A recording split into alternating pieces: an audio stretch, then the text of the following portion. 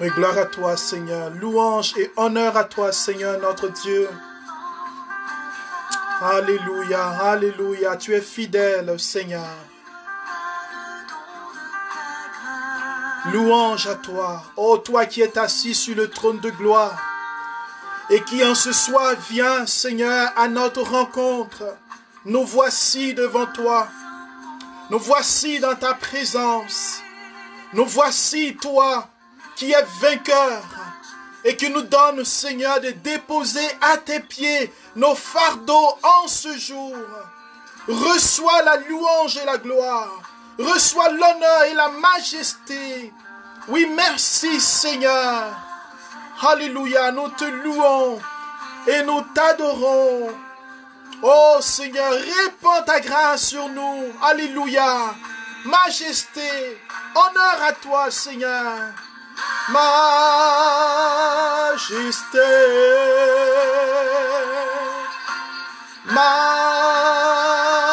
majesté, ta grâce m'a trouvé tel que je suis, sans valeur mais pour toi perle de prix. Seigneur, je te loue pour mes frères. Je te loue pour mes sœurs, à qui tu accordes la grâce d'être présent, d'être connecté, de prendre ce temps prophétique pour écouter ta parole. Seigneur, merci. Seigneur, pour ce jour, l'Écriture déclare que la grâce et le bonheur nous accompagnent chaque jour. Et je te loue pour la grâce de ce jour. Je te loue pour le bonheur de ce jour. Je te loue, Seigneur, pour les difficultés, les épreuves. Tu es vainqueur. Tu es puissant, Seigneur. Tu es celui qui nous fait entrer dans la victoire. Et je veux te magnifier, Seigneur. Je veux te louer, Seigneur, afin que tu brises les chaînes. Que tu brises, Seigneur, tout ce qui m'empêche de te louer. Oui, loue avec moi la majesté de Dieu. Même si tu es triste, même si tu n'as pas de joie, même si tu n'as pas le courage de chanter, oui, aie confiance et abandonne-toi la louange. Oui, ta grâce m'a trouvé, Seigneur. Alléluia. Sans valeur, mais pour toi, perle de prix. Majesté, oh majesté, alléluia, majesté. Ta grâce m'a trouvé tel que je suis, dans les épreuves de ce jour, Seigneur, dans les persécutions, dans les découragements. Je veux entendre la voix de celui qui m'a appelé, de celui qui m'a attiré des ténèbres à la lumière. Je veux entendre la voix de celui qui est au-dessus de toutes choses, devant qui tout genou fléchit, devant les complots, devant les attaques, devant la souffrance, la maladie. Aujourd'hui, je veux lever mon âme pour adorer le roi des rois. Je vais lever mon âme pour louer celui qui a la victoire. Majesté, gloire à toi, Seigneur. Oh oui, majesté, majesté. Ta grâce m'a trouvé tel que je suis. Oh, malgré mes épreuves, je te loue, Seigneur. Malgré, Seigneur, le découragement, la peur, l'inquiétude, je vais te louer. Alléluia. Car je sais qu'il n'y a pas un Dieu comme toi. Je sais qu'il n'y a pas un Dieu comparable à toi. Seigneur, je ne veux aller nulle part. Je veux être dans ta présence. Par ton amour, je suis transformé. À genoux devant ta majesté. À genoux.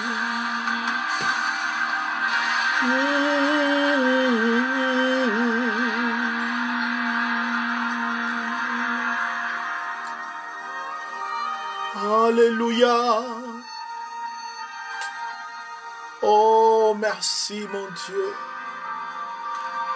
Seigneur, je t'en supplie maintenant.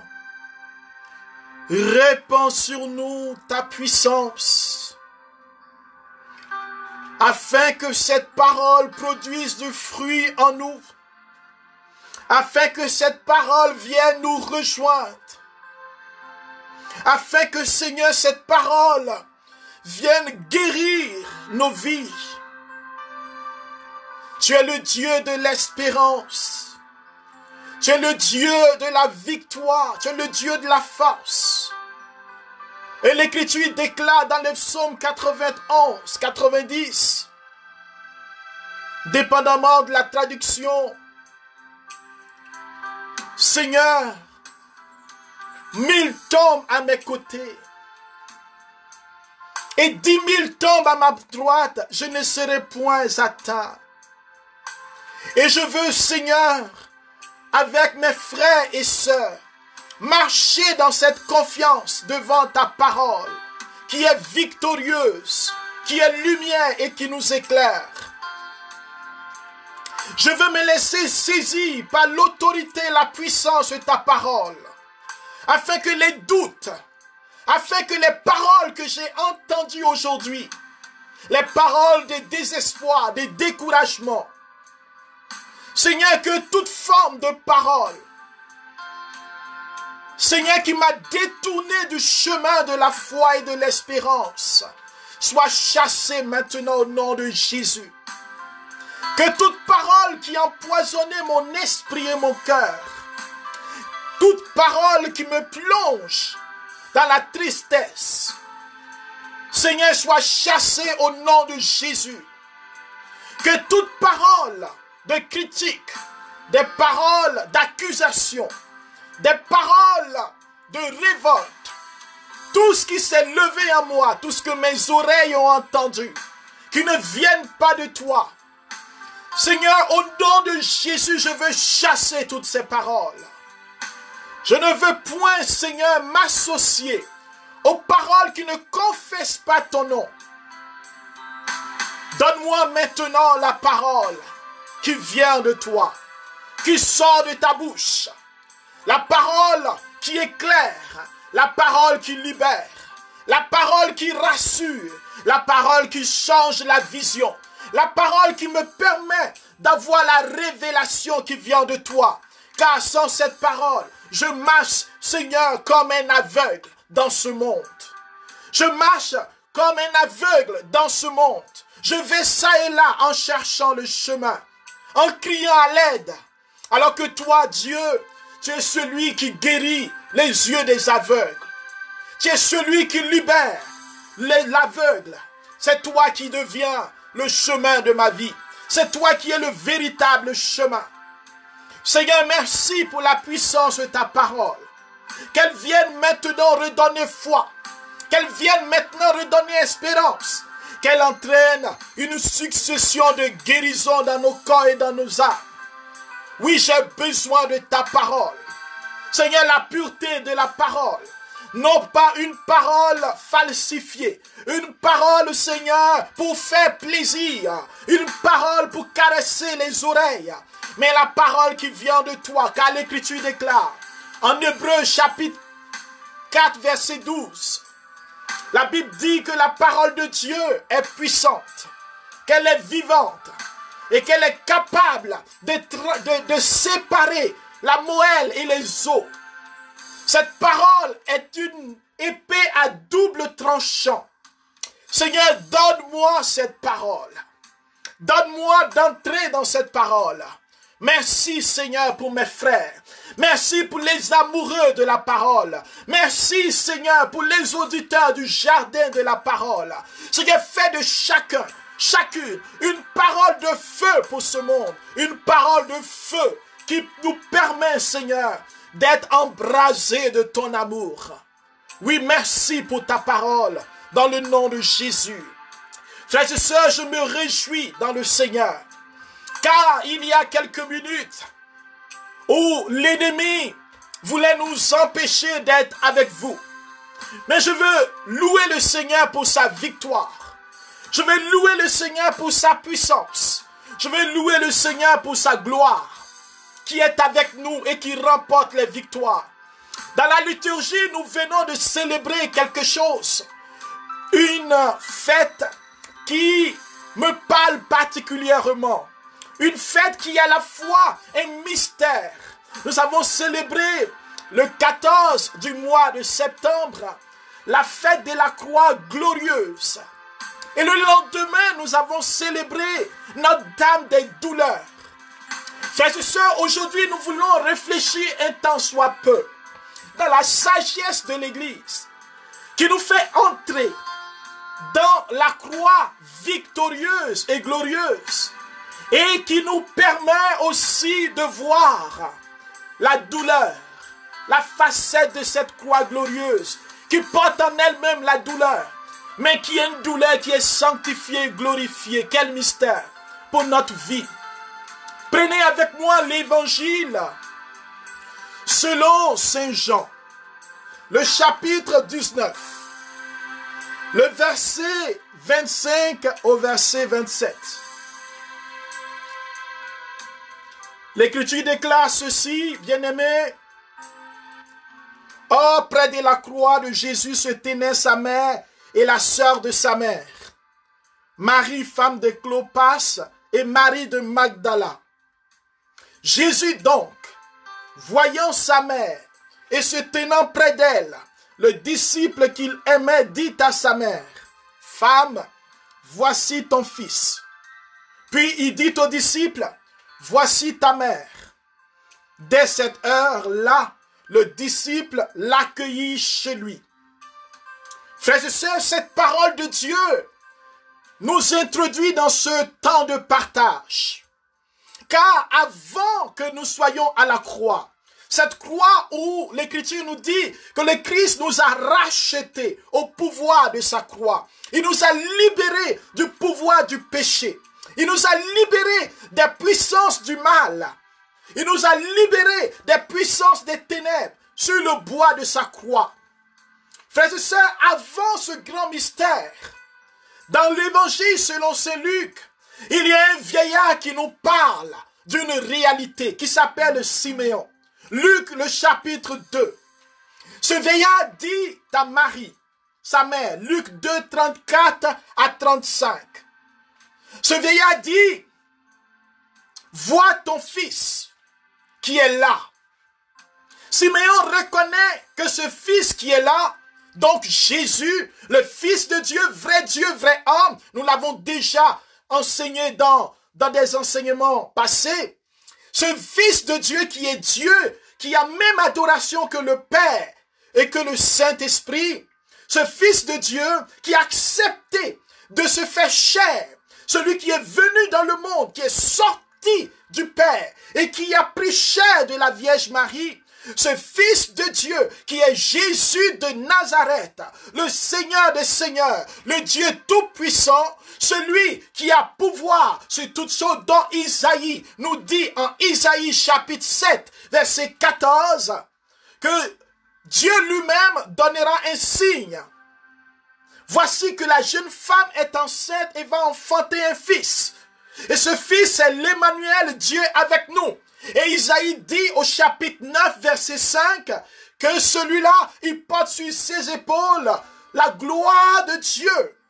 Frères et sœurs, ce Fils de Dieu, le prophète Siméon, qui dans cette révélation veut nous parler de la mission conjointe du Fils, qui introduit sa mère, donc l'Église, donc vous et moi, dans ce mystère du témoignage qui prend en compte la douleur.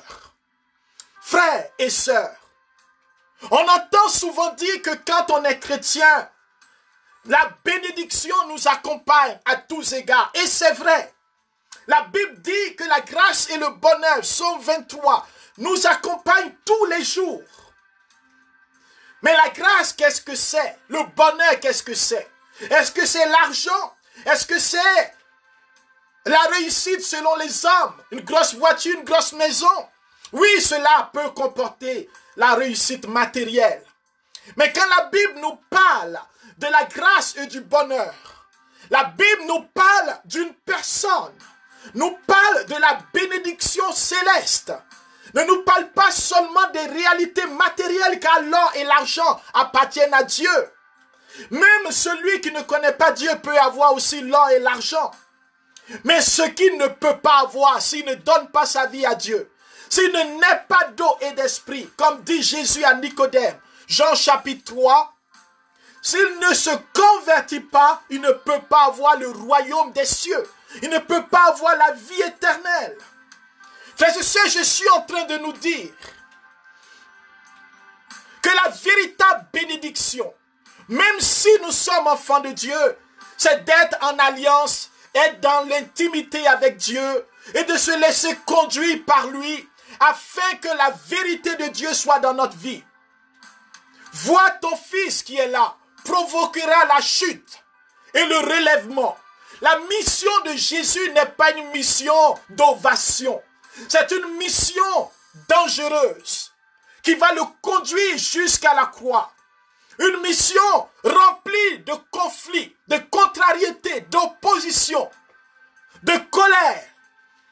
Des gens seront en train de comploter contre lui. Je vous parle des gens qui sont appelés par Dieu, des gens qui étaient au service de Dieu, les prêtres, les scribes. Frères et sœurs, Jésus, parce qu'il est loin de Dieu, parce qu'il est l'enfant de Dieu, parce qu'il est le Seigneur des Seigneurs, il va entraîner le relèvement et la chute de beaucoup. Il sera un signe de division. Et dit l'Écriture, toi-même, Marie, ton cœur sera transpercé comme par une épée. Elle va vivre la douleur de la mère.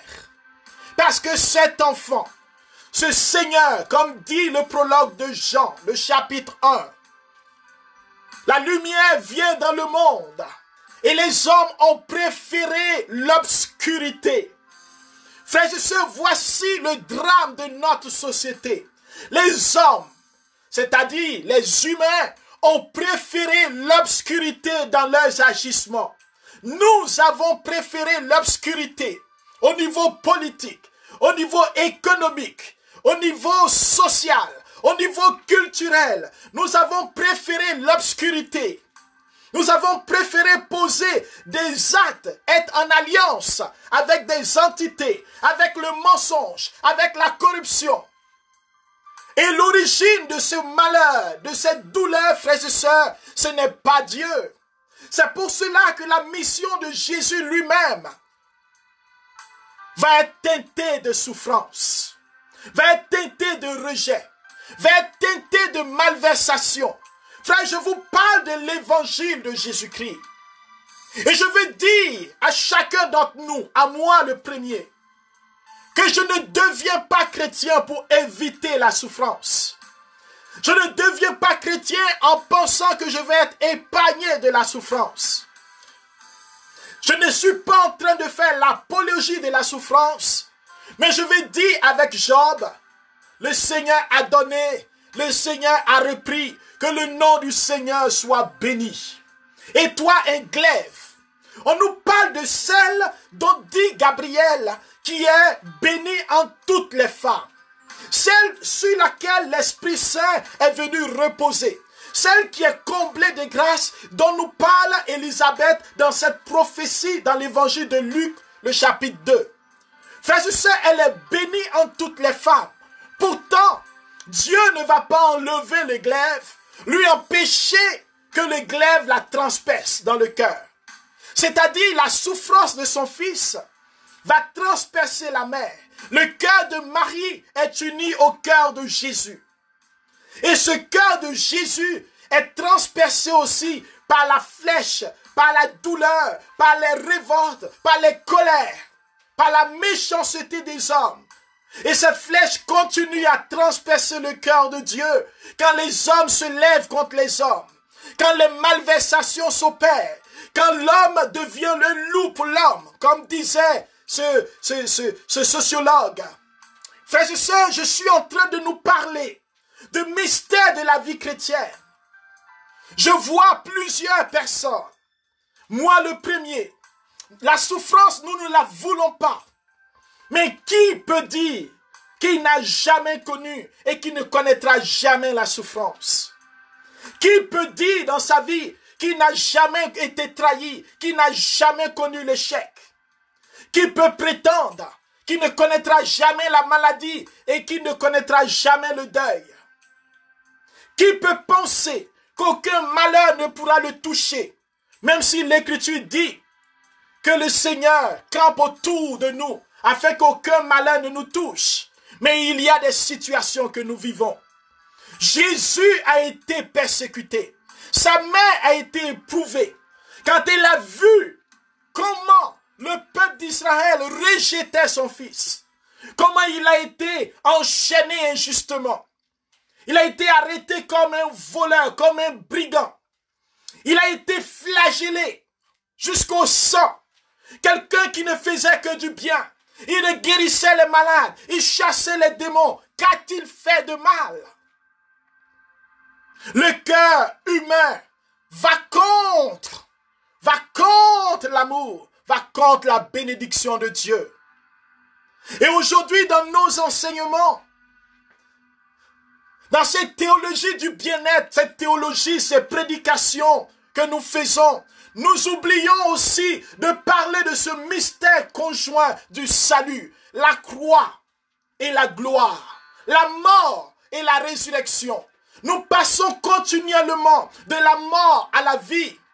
Mais nous connaissons des morts. Il y a des gens qui m'écoutent, qui vivent des morts, qui vivent des souffrances et qui se demandent s'ils ont été oubliés, abandonnés par Dieu. Parce que tout ce qu'on entend, frères et sœurs, c'est que quand on est chrétien, tout marche pour nous. Quand on est chrétien, il n'y a pas d'épreuve. Quand on est chrétien, le Seigneur débloque les situations. Alléluia. Je suis d'accord avec vous. Mais je vais vous dire que le mystère du cheminement personnel, le mystère de la vie chrétienne, dans ce mystère, il y a aussi la croix. Jésus a été crucifié. Jésus a été brisé, broyé. Il a vu venir la souffrance et qu'est-ce qu'il a dit? Père, s'il est possible que cette coupe s'éloigne de moi, voici notre prière. S'il est possible, Seigneur, que tu m'évites cette épreuve. S'il est possible, Seigneur, que tu m'évites le licenciement. S'il est possible que tu me guérisses. S'il est possible, Seigneur, que je ne sois pas humilié parmi mes amis. S'il est possible, Seigneur, que je ne sois pas le dernier. S'il est possible que mon enfant réussisse pour qu'il n'y ait pas de moquerie dans le quartier. S'il est possible que mes affaires marchent. S'il est possible que j'ai du travail. Qu'à tous mes promotionnels travaillent. Seigneur, s'il est possible. Jésus a prié. Il n'a pas fait semblant. La Bible dit même qu'il a prié. Et sa sueur est devenue comme du sang. Nous avons à prier. Nous avons à demander. Mais nous avons à dire avec lui. Père, que ta volonté soit faite. Que ta volonté soit faite. Frères et sœurs, nous souffrons et nous courons ça et là parce que nous n'avons pas compris qu'il y a des épreuves qui sont nécessaires à notre croissance spirituelle. Je me rappelle en 2014, quand ma maison a été inondée. Frères et sœurs, je voyais monter l'eau ici au Canada. Vous savez, avec la neige et le dégel. Et j'ai levé la main et j'ai dit, Seigneur, dans cette maison, il y a des personnes qui viennent à la retraite. Des gens qui viennent louer le Seigneur. Des gens qui viennent et qui reçoivent la délivrance. Alors je lève la main, car la Bible dit qu'Élie a levé la main. Il a frappé le Jourdain et le Jourdain s'est séparé. La Bible dit que Moïse a marché.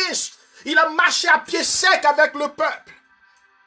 Jésus a marché sur les eaux. J'ai autorité sur toi, eau. Frère, j'ai levé les mains. J'ai invoqué le Seigneur, j'ai prié avec toute la foi. Mais frère, Dieu m'a exaucé, dit Amen.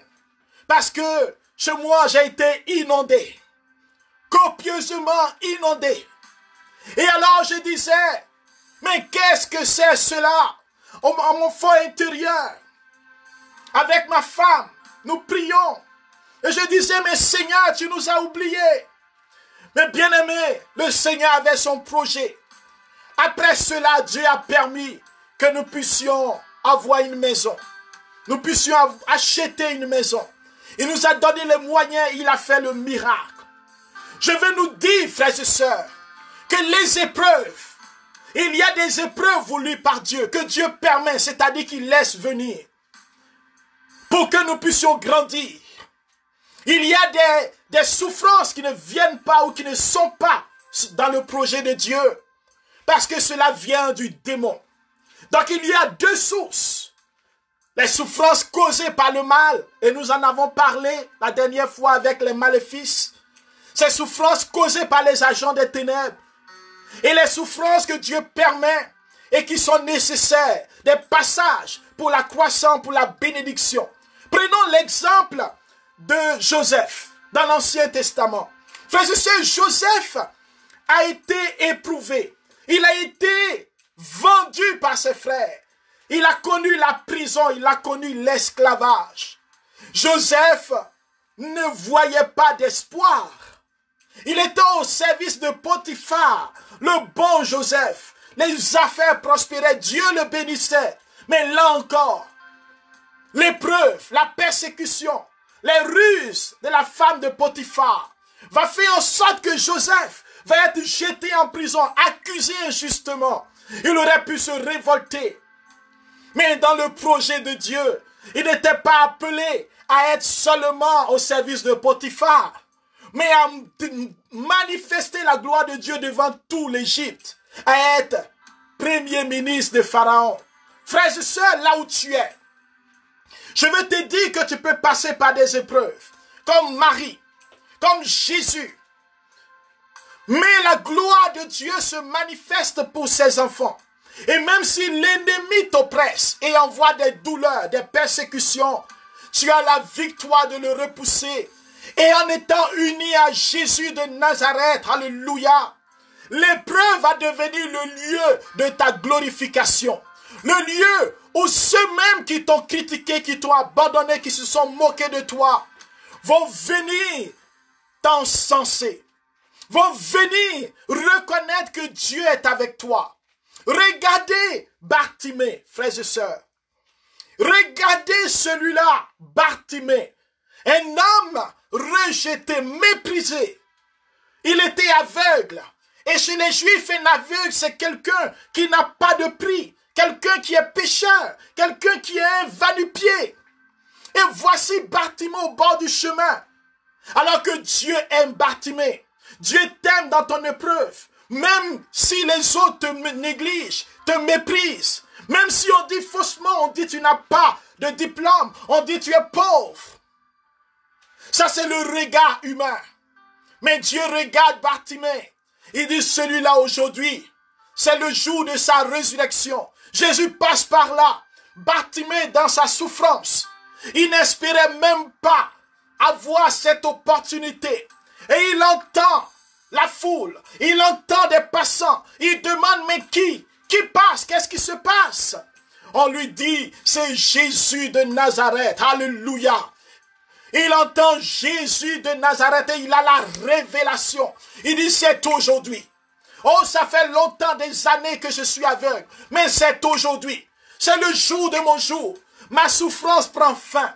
Le Saint-Esprit l'inspire et Bartimée va appeler, crier le nom de Jésus.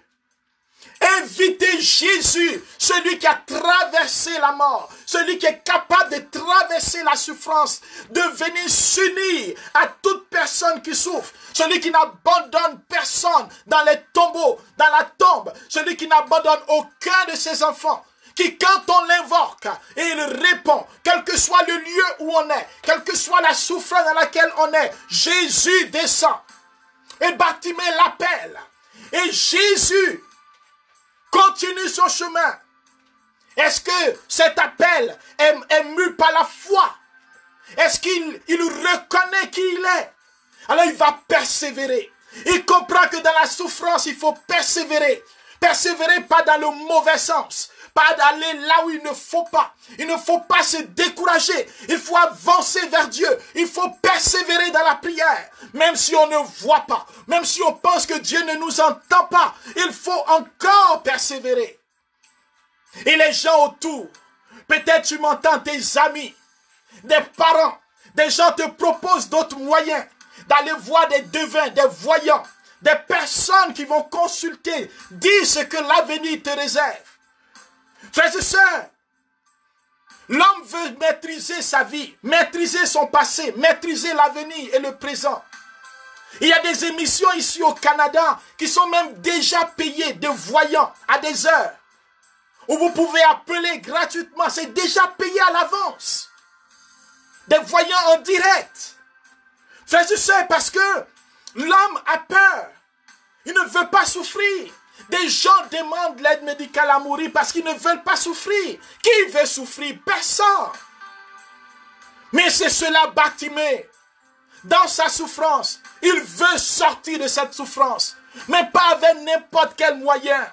Il ne veut pas aller voir un médium. Il ne veut pas aller voir un féticheur. Il ne veut pas aller voir un charlatan. Il ne veut pas faire de maléfices. Il se tourne vers celui qui a la solution. Alléluia. Il se tourne vers celui qui est au-dessus de tout.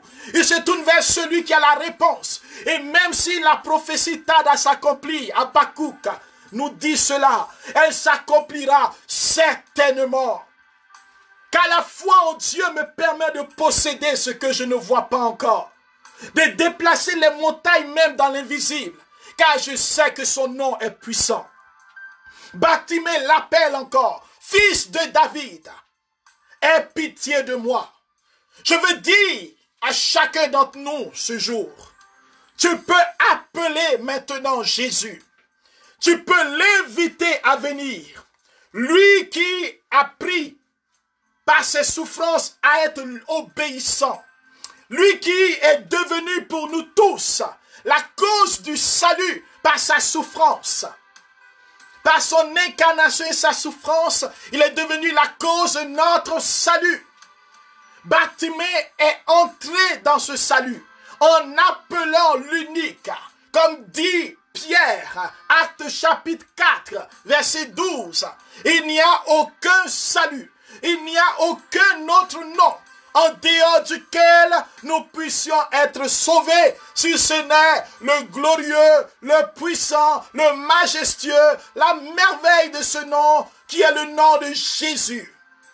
Frères et sœurs, le monde a besoin de reconnaître ce nom, d'appeler le nom de Jésus, de reconnaître que Jésus est la solution. Jésus est la solution au niveau économique. Jésus est la solution au niveau politique, d'invoquer Jésus pour qu'il nous éclaire, pour qu'il change nos cœurs. Bartimée l'invoque pour que sa situation change, pour que son cœur change, pour que sa vie change. Et les gens qui sont là disent, c'est fini pour toi. Ça ne sert à rien d'appeler le Seigneur. D'autres vont dire, ça ne sert à rien de prier pour la vie politique, pour la santé. D'ailleurs, on est déjà condamné. D'autres vont dire, non, non, il va y avoir des cataclysmes, des choses abominables qui vont arriver. Ça ne sert à rien d'appeler le Seigneur. On va souffrir de toute manière. Frères et sœurs, Bartimée ne se laisse pas distraire par ces faux prophètes, par ces conseillers malveillants. Il crie vers le Seigneur. Il dit, lui seul est la parole véritable. Lui seul peut me dire quoi faire. Et alors, frères et sœurs, Jésus se retourne. Il vient rejoindre Bartimée dans sa pauvreté. Il dit, appelez-le. Frères et sœurs, ceux qui ont critiqué Bartimée, qui se sont moqués de lui, c'est ceux-là. Toi qui es Bartimée maintenant. Toi qui es dans la souffrance maintenant avec moi. Toi qui m'écoutes maintenant dans ta misère, dans ton échec. Et je veux parler à quelqu'un qui a des échecs répétés. Des échecs répétés. C'est répétitif. Tout ce que tu fais échoue. Tout ce que tu touches échoue. Tu as entrepris de faire des affaires et ça a échoué. Et là, tu es comme meurtri en toi-même. Cela fait longtemps que tu connais l'échec. Tu as connu l'échec au niveau de tes études. Tu connais l'échec au niveau professionnel et au niveau affectif. Et là, tu as l'impression que ton nom, c'est échec. Tu pries, mais tu ne vois pas. Tu es allé, on a prié beaucoup pour toi. Des gens ont prié pour toi. Je parle à une personne qui m'écoute. Et le Seigneur aujourd'hui vient te dire, comme Bartimée, il te dit, que veux-tu que je fasse pour toi? Il te demande de changer ton cœur, de revenir à lui.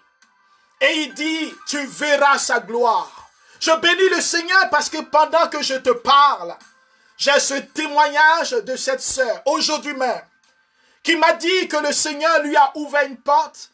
Et aujourd'hui même, elle a eu un poste dans le domaine où elle a travaillé ici au Canada. Elle a été embauchée et elle commence le lundi prochain. Elle remerciait le Seigneur pour toutes les prières que nous avons faites. Et je crois que toi aussi, tu vas vivre cette bénédiction en ce temps de pandémie. Dieu va ouvrir une porte pour toi.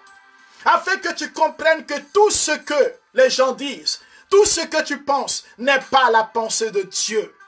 Frère, Bartimée a été rejoint. Bartimée a été visité. Et Bartimée a été guéri. Bartimée a été restauré. La souffrance n'est pas la fin. Alléluia. Et c'est pour cela que Marie, sur le bois de la croix, au pied de la croix, pardon, Jésus lui dit, voici ta mère, à Jean. Et dit à Marie, voici ton fils. Au pied de la croix, elle représente chacun d'entre nous. Elle s'unit à nos prières. Elle vient avec nous supplier le Seigneur dans nos croix respectives. Nous ne sommes pas seuls. Jésus nous a présenté le Père. Il nous a parlé du Saint-Esprit.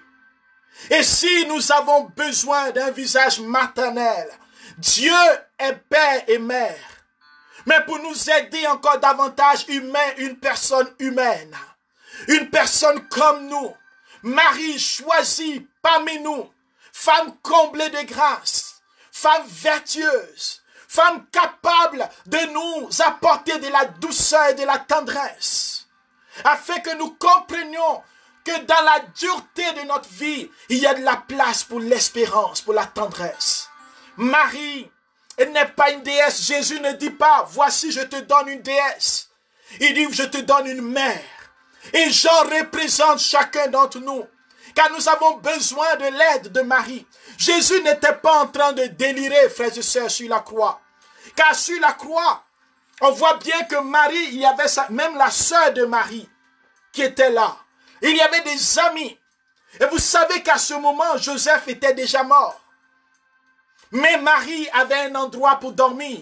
Parce que Joseph, charpentier, avait un endroit. Et quand Jésus faisait la mission, Marie ne dormait pas dehors. Mais pourquoi Jésus donne Marie à Jean? Est-ce pour que Jean puisse nourrir Marie? Parce qu'elle est veuve et en même temps perd son enfant? Oui, quelque part, pour que Marie ait de la compagnie, pour qu'il y ait toute une vie fraternelle autour de sa mère. Mais plus que cela, frères et sœurs, pour que, justement, Jean puisse prendre Marie chez lui, à l'intérieur de lui, dans sa vie, dans son intimité. Que Marie ait la place de mère dans le cœur de Jean. Et Jean, c'est-à-dire Dieu fait grâce. Que la grâce de Dieu vienne jusqu'à nous. Car le disciple que Jésus aimait, c'est toi et moi. Marie est disciple.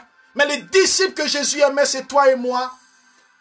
Et dans nos souffrances, dans nos persécutions, dans nos douleurs, nous avons besoin de l'aide de Marie. Qu'est-ce que ça donne, Marie, dans notre vie? Alors que nous pouvons parler directement à Jésus. Bien sûr, Jésus ne nous interdit pas de lui parler. Il dit, invoquez-moi. Il dit, demandez à mon nom. Mais quand il donne Marie à Jean, vous savez, une mère, ça encourage. Une mère, ça dit des bonnes paroles.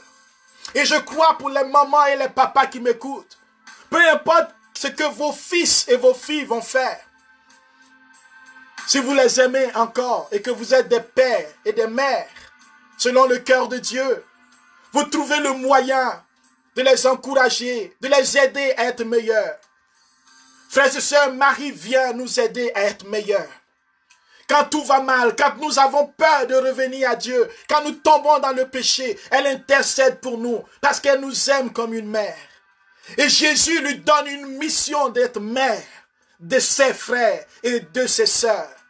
Et Marie accepte d'être la mère de l'humanité. Frères et sœurs, voici le mystère. C'est que dans nos souffrances, nous avons de l'aide.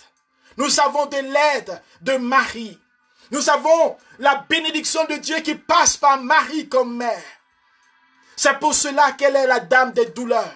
Son cœur rempli de toutes les douleurs de ses enfants, de tous ceux qui crient vers elle. Oui, frères et sœurs, Jésus est avec toi. Jésus t'accompagne. Jésus te donne une mère. Pas pour faire bien, mais pour que la parole s'accomplisse. Le Seigneur ne nous laisse pas orphelins. Il nous donne son esprit et il nous donne une mère. Alléluia. Peu importe maintenant là où je suis. Jésus est conscient de ma souffrance. Il est le seul qui est descendu dans les enfers. Il a traversé la mort. Il est le seul qui est descendu du ciel, qui est descendu dans les enfers. Il a traversé la mort. Il a arraché au pouvoir de la mort la clé de notre succès. Dites-moi quel Dieu, quel prophète, dans quelle religion on adore un Dieu qui s'est fait homme et qui a traversé mon humanité et qui aujourd'hui prend sur lui ma misère. Un Dieu incarné, un Dieu proche, un Dieu qui est ressuscité, qui a gardé son corps glorifié et qui est présent dans le trône de Dieu avec un corps humain, qui montre au Père continuellement les meurtrissures, qui montre ma fragilité, qui montre ma vie, qui montre mes blessures, mes souffrances, qui intercède pour moi. Ce Dieu-là, il m'intéresse. Ce Dieu-là, je l'aime. Car je ne veux pas un prophète qui parle et qui ne fait pas. Jésus a parlé et il est mort pour moi. Et il est ressuscité, il m'a montré le chemin. Mon frère et ma soeur, la vie chrétienne, c'est cela. Nous sommes appelés à nous offrir comme des sacrifices vivants. Le sacrifice du Christ n'est pas passé. Il est actuel et il est éternel. Oh Seigneur, je veux te louer. Et particulièrement te prier, Seigneur, dans nos souffrances, dans nos épreuves. Tu as choisi les apôtres. Seigneur, ils ont souffert dans le témoignage. Ils ont été pourchassés. Paul a été battu, Pierre a été flagellé, Jean a été flagellé. Ils ont été menacés de mort. Ceux qui avaient l'onction, la puissance de chasser les démons, ils fuyaient devant la mort, car le temps n'était pas arrivé. Et quand le temps est arrivé, ils ont été décapités, crucifiés la tête en bas. Plusieurs sont morts martyrs. Mais ta gloire s'est répandue jusqu'à nous. Le sang de ces martyrs a suscité du témoignage. Parmi eux, il y en avait qui étaient riches matériellement. Mais il y en avait qui étaient pauvres. Tu ne nous appelles pas, Seigneur, à amasser dans ce bien. Tu nous appelles à amasser les richesses dans les cieux. Tu nous appelles à être des passagers sur cette terre. Souvent nous oublions et nous pensons que le signe que nous t'aimons, que nous t'appartenons, c'est d'avoir tout ce dont nous avons besoin dans ce monde. Seigneur, viens nous instruire et nous introduire dans cette urgence. En ces temps qui sont mauvais, en ces temps où des frères meurent martyrs, dans des pays où on les décapite parce qu'ils sont chrétiens. Il y en a qui sont enlevés, il y en a qui sont égorgés. Seigneur, des martyrs de notre temps nous appellent à comprendre que se donner à toi, c'est être prêt, Seigneur, à verser son sang. Oui, viens nous rejoindre dans nos peurs. Viens nous rejoindre dans nos fragilités. Viens nous rejoindre dans nos doutes. Viens nous rejoindre dans nos révoltes. Nous qui disons que tu ne fais rien. Nous qui disons que tu nous as oubliés. Nous qui disons que même les païens prospèrent. Oui, Seigneur, les païens peuvent prospérer selon eux. Mais la véritable prospérité selon Dieu, c'est ta présence. C'est ta puissance à l'œuvre. C'est ton amour. Et Seigneur, viens aussi au secours de chacun d'entre nous. Donne-nous des signes de cette présence. Guéris les malades. Visite, Seigneur, les personnes oppressées. En particulier cette personne qui m'écoute. Et qui, Seigneur, vit des oppressions. Et qui, Seigneur, se sent seul. Ne sait pas comment faire. Ne sait même pas vers qui se tourner. Seigneur, tends la main sur elle. Tends la main dans sa vie contre ces forces maléfiques. Contre ces rêves continuels où elle est pourchassée. Oui, viens, Seigneur. Rejoins cette sœur qui m'a partagé que, Seigneur, elle est menacée par un homme fort et qui vient la menacer quand elle prie. Seigneur, rejoins aussi ces personnes qui ont confirmé des paroles de connaissance dans l'émission dernière. Cette sœur qui a les globules blancs en baisse, qui doit refaire son analyse. Seigneur, viens dans sa souffrance, glorifier ton nom. Cette autre sœur, Seigneur, pour chasser, dont nous avons parlé, qui a des griffes dans le dos et qui dit qu'il se lève avec des douleurs. Seigneur, viens la libérer de ses oppressions et de ses maléfices. Jésus, rejoint maintenant tous ceux qui ont des blocages au niveau professionnel qui m'écoutent. Ceux qui pleurent parce qu'on leur propose. Il y a une sœur ici qui pleure parce qu'on te propose de coucher avec. La personne te propose de coucher avec lui avant de te donner cet emploi. Tu le mérites, tu as les compétences. Mais il veut que tu puisses coucher avec lui. Et tu ne veux pas à cause du Seigneur, mais c'est tellement difficile que tu réfléchis encore, tu es tenté. Seigneur, viens la libérer de cette parole mensongère et de cette proposition démoniaque. Et offre à cette sœur, Seigneur, un emploi selon ton cœur. Je te prie pour tous ceux qui sont à la recherche d'un emploi. Tous ceux qui vivent de grandes souffrances, de grandes épreuves, de grandes difficultés au niveau professionnel. Libère-les maintenant par la puissance de ta croix. Ils portent les souffrances avec courage. Il y en a qui jeûnent et qui prient. Seigneur, débloque les situations. Donne un emploi selon ton cœur. Je prie, Seigneur, pour tous les étudiants. Tous ceux qui ont fini leur diplôme et qui ne travaillent pas. Tous ceux qui ont des gros diplômes et qui ne travaillent pas. Ceux qui travaillent mais un emploi intermédiaire. Seigneur, viens placer tes enfants à la tête. Et viens faire en sorte qu'ils n'oublient jamais que, Seigneur, tout ce que tu donnes, nous sommes tous de passage. Je veux te bénir pour tous ceux qui ont des bons emplois, qui nous écoutent. Viens fortifier leurs emplois, afin qu'ils investissent dans le royaume, qu'ils puissent, Seigneur, s'engager pour l'œuvre de Dieu. Je te prie, Seigneur, pour les foyers, pour tout ce père de famille qui n'a pas d'argent pour scolariser ses enfants, pour les orphelins, la veuve, pour celle qui veut avorter, pour ses enfants avortés orphelins. Je te prie pour ces enfants maltraités, Seigneur, qui se demandent si tu existes à cause des souffrances. Suscite, Seigneur, des âmes généreuses, suscite des organismes selon ton cœur pour glorifier ton nom. Seigneur, merci de répandre dans nos cœurs cet amour, de consoler ceux qui pleurent. Comme David, Seigneur, viens nous faire passer du travail de berger au travail de roi. Comme Joseph, fais-nous passer de l'esclavage à la royauté. Comme Bartimée, fais-nous passer de la mort à la vie.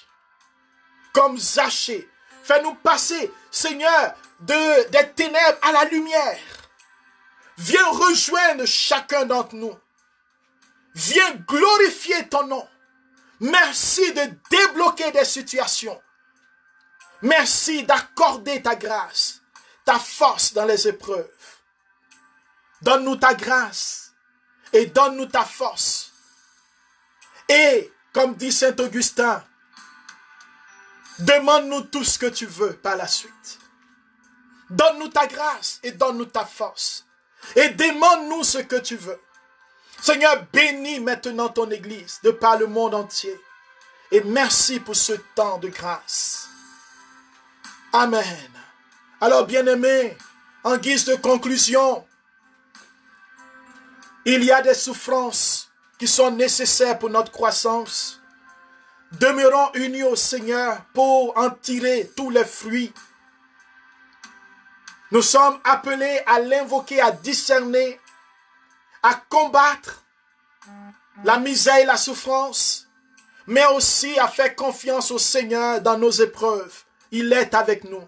Que Dieu vous bénisse et devenons ces artisans de miséricorde pour consoler, pour fortifier les âmes. Je veux dire merci au Seigneur. Il y a quelqu'un qui est au service de Dieu, qui nous écoute. Et tu as besoin de consolation et de force parce que tu traverses des moments difficiles. Et avec toi, mon frère, je veux prier pour tous les serviteurs et servantes de Dieu, c'est-à-dire tous ceux qui ont donné leur vie à Jésus et qui, à cause de leur foi, leur témoignage, passent par des épreuves. Que le Seigneur vous bénisse. Que le Seigneur vous fortifie. Que le Seigneur brise les calomnies et les méchancetés inutiles. Que le Seigneur nous garde. Au nom du Père et du Fils et du Saint-Esprit. Amen. Soyons bénis et gardons le feu allumé dans le nom de Jésus. Je vous rappelle que nous sommes sur Facebook, sur Instagram et sur YouTube. Merci de vous abonner. Merci d'inviter d'autres personnes à s'abonner pour pouvoir bénéficier, diffuser, partager ces moments de grâce, car le Seigneur est fidèle. Amen. Voyez, je prends une seconde pour vous dire qu'une sœur a reçu, c'est une des vidéos, et effectivement une parole de connaissance lui était dédiée. Et heureusement qu'elle a reçu, et Dieu a fait une merveille en accueillant cette parole. Dieu a glorifié son nom. Alors devenons ces artisans, partageons les bonnes choses au lieu de partager des choses qui ne nourrissent pas l'âme. Alors que Dieu vous bénisse. Merci à chacun d'entre vous d'avoir été avec nous et demeurons dans la grâce au nom de Jésus. Amen.